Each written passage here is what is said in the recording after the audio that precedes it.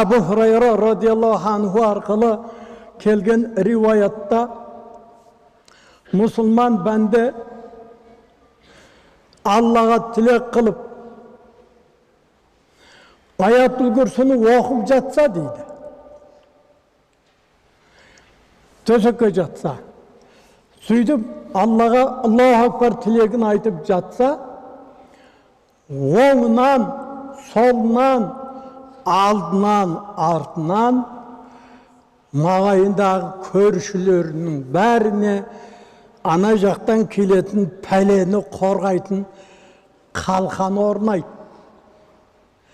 Бәр есен аман таңатырып тұрады деген. Тағы бір риwayatта сол Абу Хурайра радиаллаху анхудан келген хадисте мына жағынан 40 үй, мына жақтан 40 үй, алды артынан 40 үйден сонша үйге Алланың мархаматы түседі деген.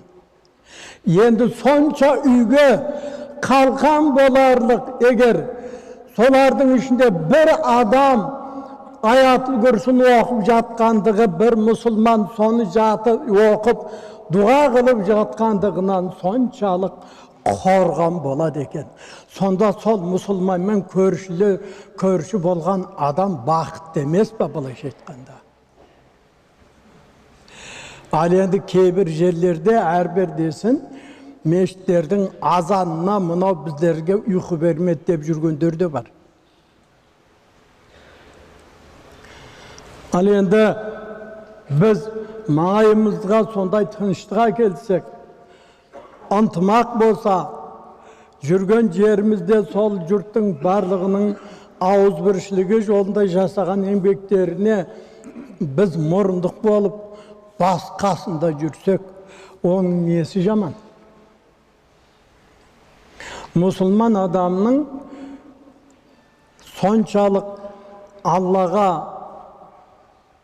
өзінің рухани жақындығы бәнденің бойынан жарқырап нұр шығып жүреді екен.